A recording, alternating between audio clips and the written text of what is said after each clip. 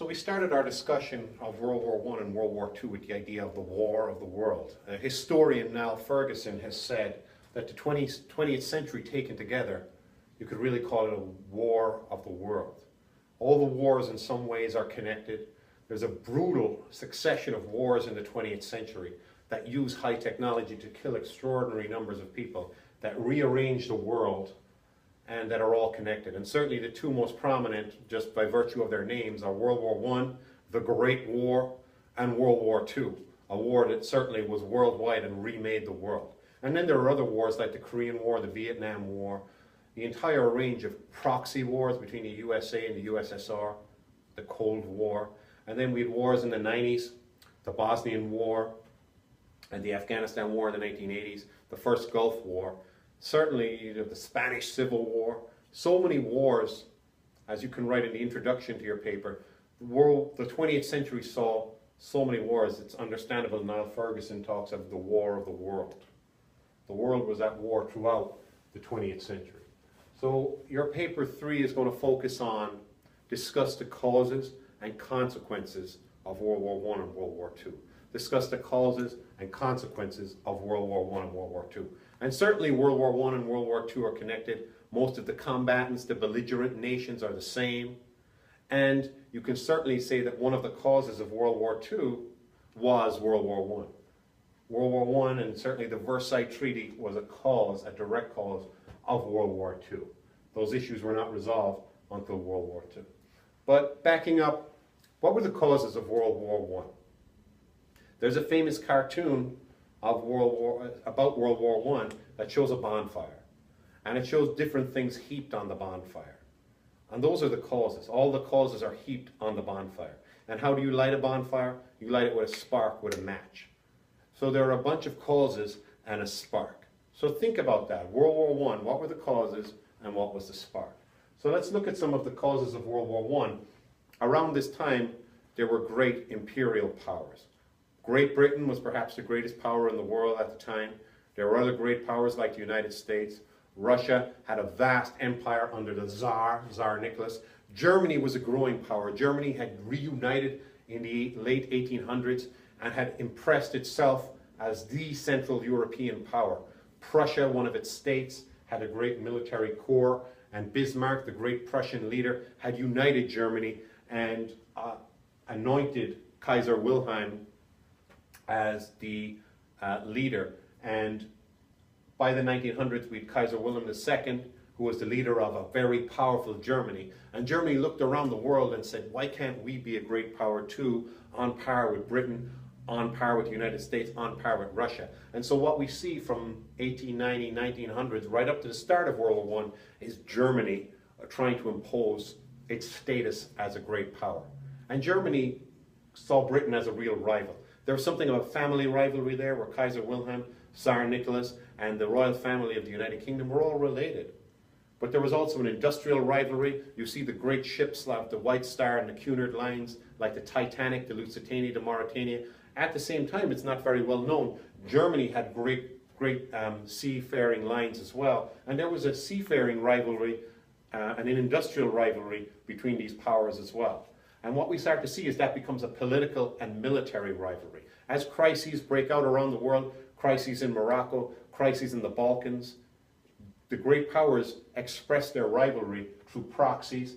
They try and get one over on each other, try and impose their will over each other. And so rival camps start to develop. As Germany gets more powerful, France gets nervous. As Germany gets more powerful, Russia gets nervous. France and Russia enter into an agreement that they will defend each other if attacked by Germany. Germans are very conscious of the wars that they fought to unite Germany. Germans are very conscious of the wars they had with France in the past. Germans are very conscious of their position in the center of Germany. They're very nervous about their position in the center of Germany. They're somewhat landlocked. They don't have a great outlet for their navy. They are faced on either side by not very friendly opponents in the form of France and Germany. So their great military staff start to think about how they would respond to this, and they develop military plans for an attack on France and for an attack on Russia. And those military plans will become very crucial, very important. Sometimes we point to leaders and powers and blame them for the start of war. But it's very important we look at the attitudes of ordinary people in the run-up to World War I. And ordinary people also bear responsibility for the outbreak of World War I. The idea of nationalism and a romantic idea of nationalism became very popular in the run-up to World War I. There were a lot of cultural movements in art and music and opera, a lot of literary movements around, that had a romantic flavor. They tried to rediscover cultural identity. They talked about the greatness of their nation. They talked about the ancient heritage of their nation, the Teutonic Knights in Germany, the Knights of the Round Table in Britain. And so a real sense of cultural nationalism, that my nation has a great cultural heritage, that my nation has something to say to the world. Cultural nationalism became very popular. Now you translate that into the news of the day. If your nation was involved in a political dispute with another nation, your cultural nationalism would increase your fervor and your will for your nation to stake its claim in the world. There were colonial movements where Germans wanted Germany to gain a great colonial status and gain colonial territories. There were movements around growing your armed forces and your navy.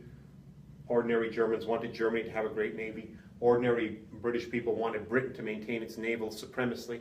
And so there's a great book called Dreadnought by Robert Massey that assigns the causes of World War I to the arms race. Ordinary people were very impressed if their nation had a great navy.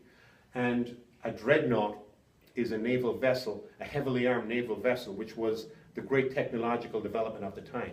So Germany sought to build more dreadnoughts and increase its naval power. Britain felt threatened by that, and the British public demanded that Britain increase its production of dreadnoughts. And this was an arms race. So that's one of the crucial causes of World War I. Something that went on the bonfire, the arms race. So let's run down our list. We have great powers who are rivals with each other, who want to outdo each other. We have this arms race where their ability to outdo each other in their armaments, in their military power, in their naval power especially, becomes a big feature. That goes on the bonfire. Nationalism, romanticism, my country first, Deutschland über alles, above all else, Britannia rules the waves. That sense amongst ordinary people, that gets put on the bonfire. These proxy wars, if a crisis breaks out around the world, the powers want to use it as an opportunity to stake their claim. And finally, these secret alliances. The fact that Britain, France, and Russia teamed up against Germany. The fact that Germany and Austro-Hungary formed a very tight alliance. The fact that Serbia formed an alliance with Russia. All these interlocking alliances couldn't stack up to each other. Something had to give. So ultimately, this is our bonfire. And all it requires is a spark. And one last interesting theory about World War I is military planning. We talked about the German staff. The Germans were notorious for having a great general staff of strategists. And they see the tension increasing throughout Europe, and they think, what do we need to win the next war? That's their job. That's the job of a general staff. And so they start to plot and plan, how will we defeat our enemies? How could we possibly defeat France and Russia at the same time? They come up with the Schlieffen Plan. The Schlieffen Plan says, using its railroads and using its mechanized army, the Germans will mobilize their troops and swing into France. And over the next 6 weeks, by attacking France first and moving rapidly, they can take out the French forces and then wheel back over and take out the Russian forces, who are more traditional and will take less time to mobilize. That's a great example of a mobilization plan based on railway timetables, based on manpower, and the ability to take out one opponent and wheel over and take out another. The trouble with this is that it has to be instigated first. And so other nations also have military plans that are predicated on their ability to mobilize quickly, to mobilize first, and to attack quickly. Now this is starting to become like something of a nuclear balance of power. You can only win a nuclear war if you strike first. And you can only activate these mobilization plans if you strike first. So the need to strike first outweighs the value of peace. There's no point making sacrifices for peace in negotiations if you need to strike first. You want to talk peace, but strike first. And this dynamic, the need to strike first, the need to be decisive, outweighs there's no incentive for peace.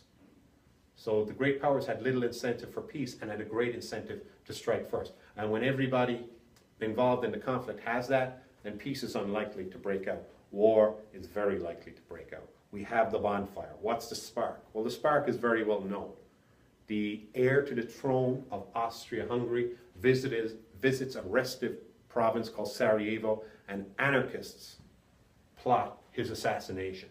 Giovanni Princip is one of the anarchist assassins. He successfully assassinates Franz Ferdinand, and Austria-Hungary is outraged and want to impose their will on Serbia, ultimately invade Serbia.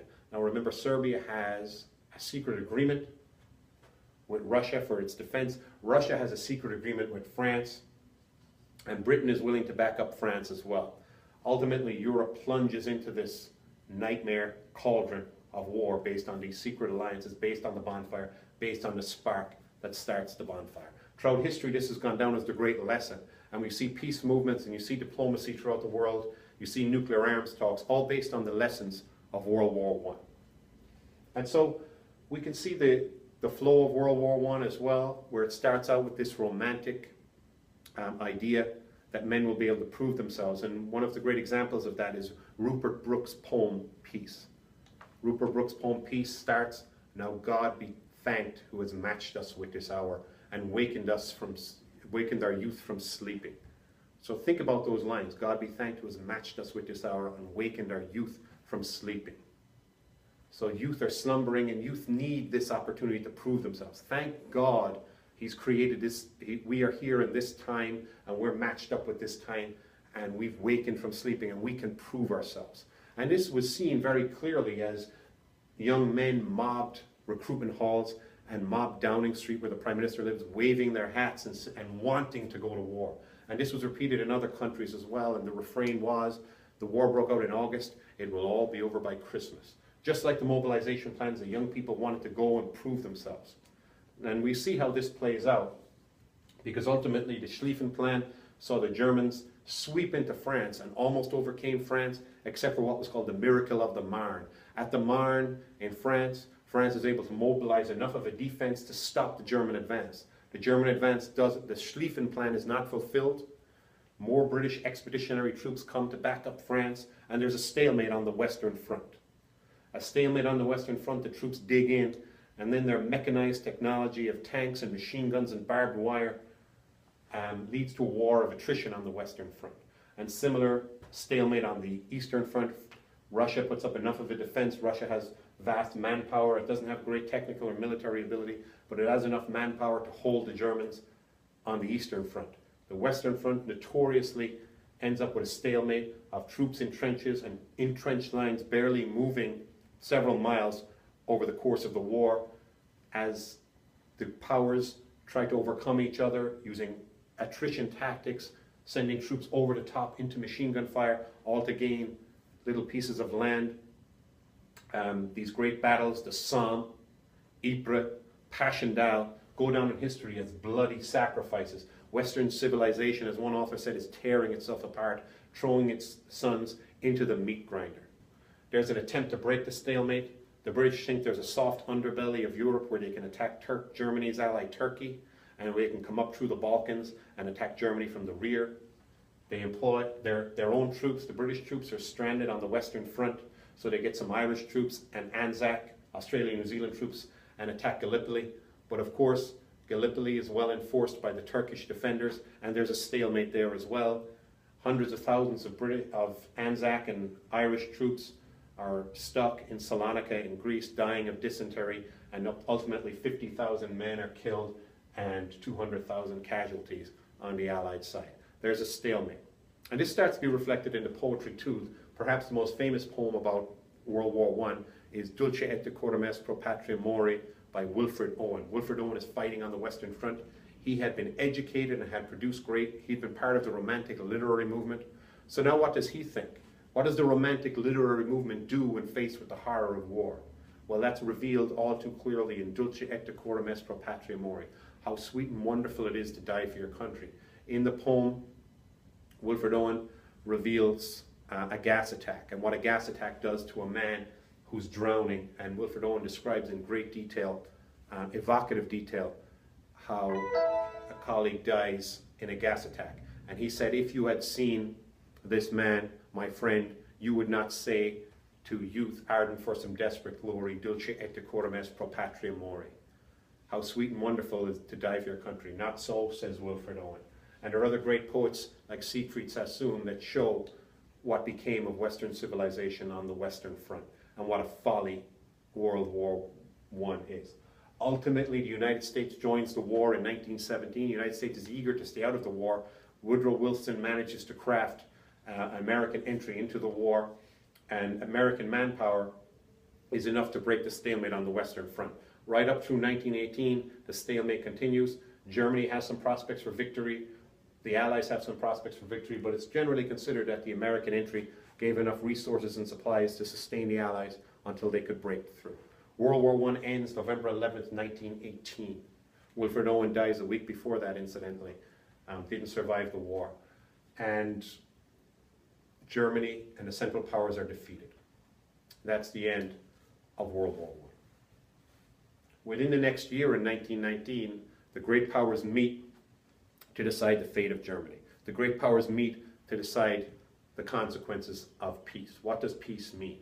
And peace comes to mean the Versailles Treaty.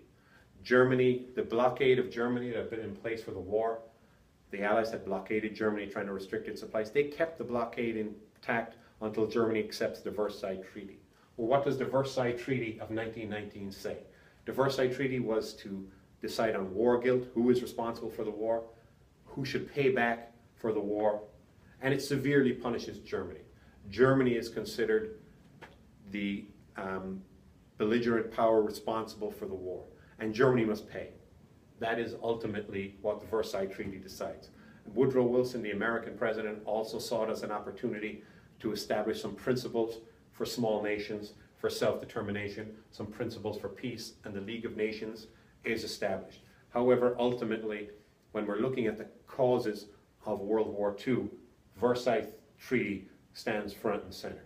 The severe punishment of Germany in the Versailles Treaty is considered one of the primary causes of the war to come 20 years later. 1919, Versailles Treaty. 20 years later, 1939, World War II breaks out.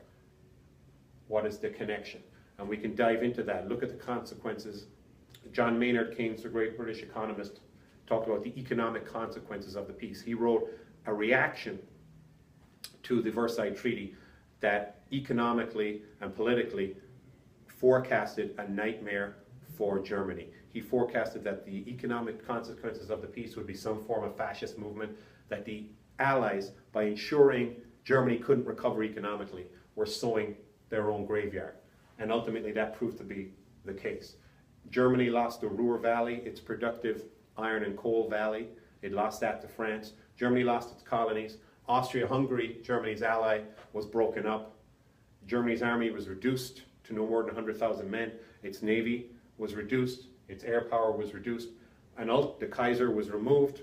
And ultimately, Germany had to pay billions, had to accept, which was a real sticking point, had to accept the guilt, the absolute guilt for the war, and had to pay billions in reparations.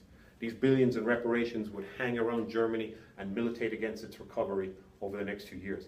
Ultimately, when Germany was on the road to recovery, the Weimar Republic of Germany was recovering with American loans throughout the 20s. That ended with the Great Shock, the stock market crash of 1929, where American capital was no longer available, and Germany had to continue to pay back the Allies billions in reparations. So what are some of the other movements that caused World War II? Well, they're also linked to the Versailles Treaty. They're also linked to what happens in Germany, in a defeated Germany. In a defeated Germany, there are calls for regeneration. One of the movements that promises regeneration, one of the ideas, philosophies that promises regeneration, that promises to be better than weak democracies, is fascism.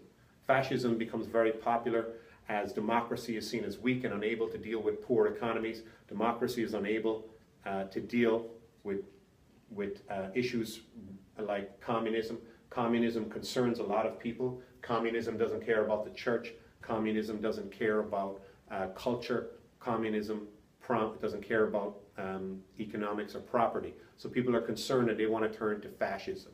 This kind of cultural romanticism morphs into fascism. Fascism is a movement that promises regeneration of one nation.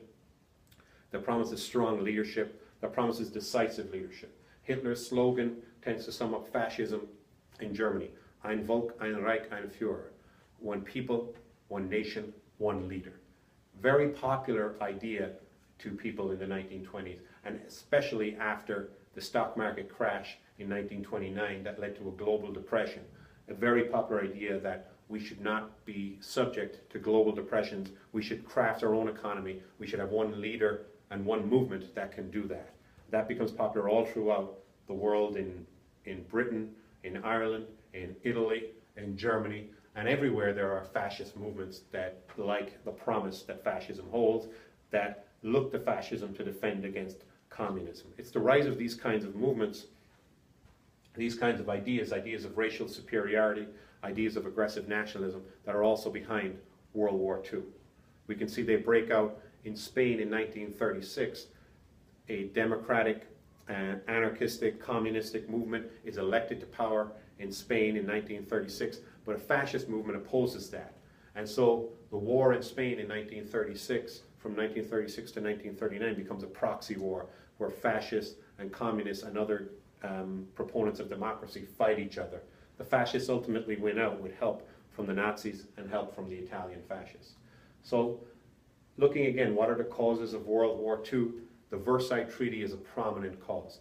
But let's look closer at Hitler and what Hitler does in Germany through the 30s that lead directly to World War II. So Hitler's Nazi movement is growing in popularity in Germany. They use the democratic mechanisms in Germany to get elected to power. At the beginning, they control about 30% of the seats in the German parliament, in the Reichstag.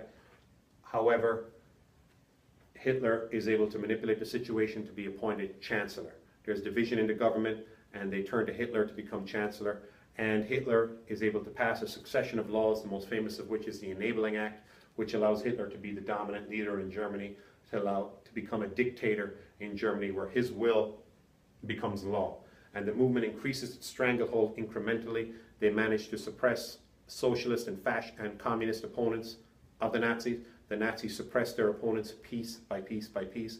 The Nazis start to develop their racial ideas piece by piece, where Jews are removed from German life piece by piece, where communists are removed from German life piece by piece. They set up concentration camps for their political enemies. Ultimately, these will become the death camps of the Holocaust. But it's very important to see how Hitler's stranglehold on Germany starts incrementally. He develops his movement, it becomes popular, he infiltrates democratic politics, he manipulates democratic politics and starts these various crises so he can increase his power, and ultimately the only power left standing in Germany is Nazism. And Nazism has a stranglehold on Germany by 1934-35, and it becomes the sole power. Then Hitler takes aim directly at the Versailles Treaty. He gets the Ruhr Valley back. The Allies are willing to accept Hitler taking the Ruhr Valley back for Germany. Ultimately, the Allies are willing to accept that Germany joins with Austria in the Anschluss. Hitler is an Austrian. He says these are Germanic people in Austria. He promotes Nazism in Austria. Even in the famous movie The Sound of Music, you can see how the Nazi movement grows in Austria, and Austria unites with Germany. Again, very controversial. Some of the people in France and Britain are getting very concerned by Hitler's growing power, but others don't want another war. We don't want to go back to the trenches. What is wrong with Germany pushing back on the Versailles Treaty? The Versailles Treaty was too severe. Germany needs to reconnect with German people who were ripped away from it in the Versailles Treaty. That Germany is regenerated economically is a good thing. And so there's overall a sympathetic view of Germany's attempts to undo the Versailles Treaty, also combined with nobody wants to go to war again. So this crisis starts to develop up to 1938. Then in 1938, Hitler also wants to undo the Versailles Treaty by bringing Czech Germans into a greater Germany. Hitler looks at Czechoslovakia, which he despises. He said there is no such thing as Czechoslovakia. The Versailles Treaty created Czechoslovakia from the Austro-Hungarian Empire. He wants the Germans who live in Czechoslovakia to join with Germany. He calls them Sudeten Germans, and just like with Austria, he starts a Nazi movement in Czech Republic of these Germans. He gets them to promote their desire to come back to Germany. He provokes a crisis. And so there's a crisis, and the British Prime Minister Neville Chamberlain is willing to sit down with Hitler and resolve this crisis. Neville Chamberlain says, well, let's sit down and resolve this crisis once and for all. We recognize that Germany is pushing back against the Versailles Treaty. We recognize we need to resolve this. However, we have grave concerns that you are going to declare war on the Czech Republic. We have grave concerns that war will break out. France and Germany want to defend the Czech Republic, Chamberlain says, and let's discuss our problems. And so great powers get together in the Munich Conference in 1938. The world is fearful that war will break out. The world is fearful that war will break out over Czechoslovakia. Why should war break out over Czechoslovakia? Have we not learned the lessons of World War I? And so ultimately, Chamberlain agrees that Hitler can have the Sudetenland. Hitler can incorporate the Sudeten Germans into Germany. Others oppose this settlement and say, you are giving in to Hitler, it's a bad idea. The Czech Republic will not be able to defend itself when it loses the Sudetenland. And where will Hitler turn next? Will he turn east and look at Poland? This is a bad idea. Nonetheless, when Chamberlain goes back to London, he is cheered. He gives a famous speech at the Heston Aerodrome right when he gets off the plane after coming back from Munich. He says, I have a piece of paper in my hand which will guarantee peace in our time. Peace in our time is the word. However, over time, Hitler's ambition only grows. Throughout 1939, ultimately, he gobbles up the rest of Czechoslovakia. And he turns next to Poland. And by this time, all patience is lost with Hitler. It's generally accepted that he needs to be stopped. He cannot go any further. People start preparing for war. Mobilization, production of aircraft increases in Britain. Conscription increases even in the United States, which is trying to stay out of these wars, increases in France. The war clouds have gathered. Hitler says, I want access to Danzig in Poland. The great powers say, no. We have an agreement with Poland. We will defend Poland. If you go to war with Poland, we have a treaty where we will defend Poland. France and Britain will defend Poland. Hitler comes up with a masterstroke. He signs the Molotov-Ribbentrop Pact with Russia. Joseph Stalin's Russia had been watching from the sidelines. Will it support the Allies? Will it support Germany? Ultimately, it signs a secret treaty with Germany, the Molotov-Ribbentrop Pact, which says that in the event of a German invasion of Poland, the Soviet Union will not attack Germany and they can divide Poland up together. This is all the guarantee Hitler needs. He invades Poland September 1, 1939. He does not expect the Allies. He expects the Allies not to go to war with him. He's wrong. He miscalculates. Chamberlain declares war on Germany September 3rd, 1939. World War II has begun. It will last another 6 years, costing the lives of 50 million people. And what of the United States? We said the United States was looking at these issues closely. However, there was a strong isolationist sentiment in the United States at this time. Let's not get involved. Isolationism had been very popular in the United States in World War I even, but ultimately the United States did enter World War I. After the Versailles Treaty, the United States turned away from Europe, did not want to be involved. Isolationism was the order of the day. America's most famous isolationist was Charles Lindbergh, Lucky Lindbergh, the great pilot, and he led a very popular movement, sometimes described as an anti-Semitic movement. Sometimes others feel that tag was unfair. Nonetheless, Lindbergh said, let's not get involved. The president and other lobby groups are trying to get us involved in this European war. Why should the United States be involved in a European war? Nonetheless, Franklin Delano Roosevelt was very suspicious of fascism, wanted to support the United Kingdom, increased mobilization of American troops just in case, arranged a Lend-Lease program where they would help supply Britain while in theory staying neutral. This was in many areas unpopular. Even isolationists even burned effigies of those they saw as interventionists. On the White House lawn they would burn effigies of interventionist senators or congressmen. Let's not get involved in a European war. There is no point. December 7th, Sunday, December 7th, 1941, everything changed. The forces of Japan attacked Pearl Harbor.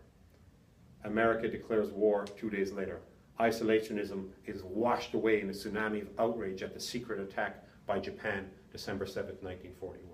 So where did this come from? Why did Japan attack the United States? Well, we talked about fascist movements. In Japan, we see a movement, a militaristic movement, a movement of military officers who want Japan to be a great power. A movement of military officers who embrace fascistic ideas, who embrace a Shinto cult of worshipping the emperor, Emperor Hirohito, and saying Japan needs to take its place as a great power. Japan has been slighted by these great powers. These great powers see Japan as racially inferior. Japan is actually racially superior. Japan should be the dominant power in Asia. And so they invade China in 1937. They incorporate Manchuria, which they see as traditionally Japanese. They put a puppet Manchu leader in place, and they invade China proper in 1937 and engage in a brutal war with events like the rape of Nanking, and ultimately 20 million Chinese will be murdered in that attack. Now, Japan is growing in the Pacific. This is a deep concern for the great powers like the United States, which has Pacific territories. This is a concern for great powers like the United Kingdom that has Pacific territories. They know that oil feeds the engines of planes and tanks, and so Japan has no domestic access to oil. They engage in an oil embargo in Japan. The militaristic leadership in Japan look at this and say, we need to take out the United States. We need to remove US influence from the Pacific. If we, just like the Schlieffen Plan in World War I, if we engage in a quick enough attack on the United States, we can push them back, give them a bloody nose, enough of a bloody nose that they will not interfere in our plans. So they plan to attack the American Pacific Fleet in Hawaii. They plan to attack American Fleet and Air Force in the Philippines and attack the American Fleet and Air Force in Wake Island. It's an audacious plan. It's a plan that might just work. After all, the United States does not want to go to war, say the Japanese. If we can inflict enough of a body blow, they will slink away and leave us alone. We can either do that or we can retreat ourselves. We need the oil. We can attack the United States, or we can bow down to the United States. They decide to attack. It's an audacious, secretive attack, but it doesn't work for two reasons. It doesn't work because the secretive nature and the brutal nature of the attack outrages the United States people. Isolationism is wiped away. The support for war is overwhelming. It doesn't work because they fail to attack the United States aircraft carriers of the Pacific Fleet. They are not in dock at the time. Hawaii, the American forces in Hawaii did not expect an attack. Ships are tied up together. They're easy targets for the Japanese. In Wake Island and in the Philippines, planes are staggered up together, easy targets for the Japanese. However, the Japanese failed to attack the aircraft carrier force. Aircraft carriers would become one of the most significant military options in the Second World War, and the failure of the Japanese to take out American aircraft carriers will become fatal for them later at battles like Midway and the Coral Sea. Franklin Roosevelt the next day gets up in Congress and gives one of his most famous speeches. He said, yesterday, December 7th, 1941, was a day that will live in infamy. It is infamous that the Japanese would dare, as they were negotiating peace and negotiating relief from the oil embargo, would dare attack the United States when the US was at peace with them. The people in the United States are outraged. Congress votes overwhelmingly for war. Franklin Roosevelt said the United States will win through in its righteous might. Some of the Japanese leadership recognize this. They say, we have already failed. We have awoken a sleeping giant. Nonetheless, the Pacific War would continue for another 4 brutal years before the United States would win out and Japan would surrender and Germany would surrender in 1941. Those are the causes and consequences of World War I and World War II.